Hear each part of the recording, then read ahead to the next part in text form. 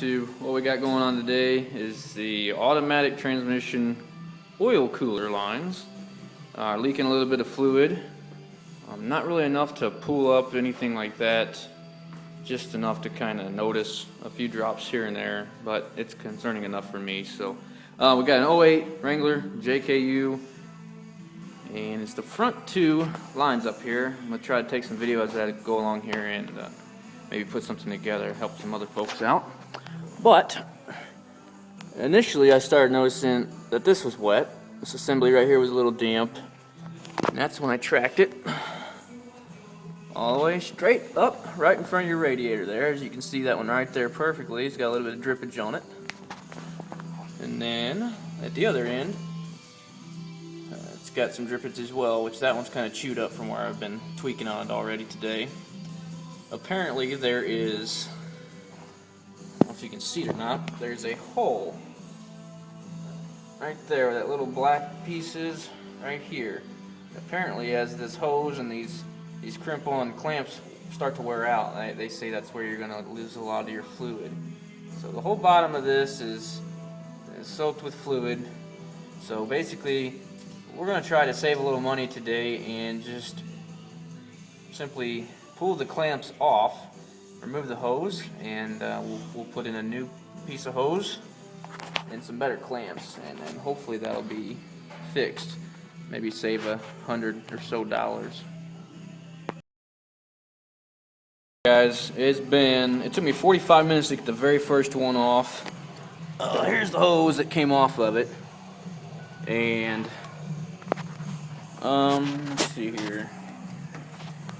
Here's the clamps, or what's left of them. And basically, all I did was took a Dremel tool, power Dremel tool, and made a slice along the bead here, while I was on the vehicle, of course. And then between a screwdriver, pliers, vice grips, just began to pry around, and basically just open this up wide enough to where you can slide that off of there. The important thing to watch is at the very end of this, at the end of this piece, I'll show you here in just a minute, but there's a lip on the flared end of the tubing where the hose will slip over that. You got to make sure that you don't cut into this lip that's on the actual line. I'll show you that now. Alright, so laying right underneath the vehicle, there's where the tube was. I don't know if I can get in close enough to this.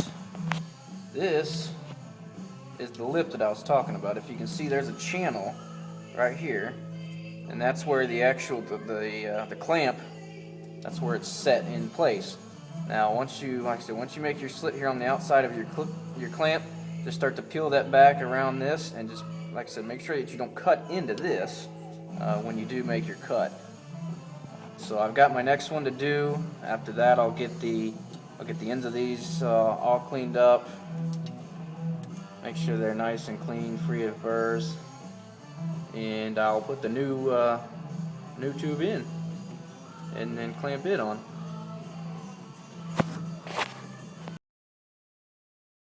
Alright guys, I got both my lines out.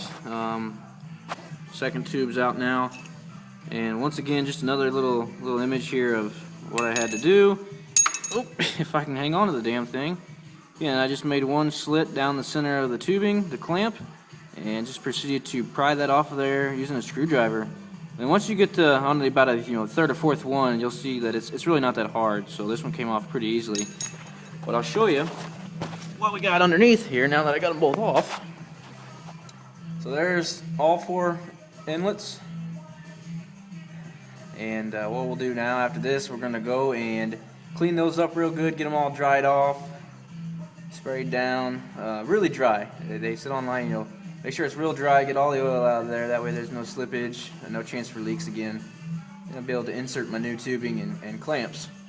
So I did see some people online that were kind of concerned with the amount of fluid that would come out while you're underneath this thing. It's kind of a weird task to do, but if you're careful, you won't get any on you.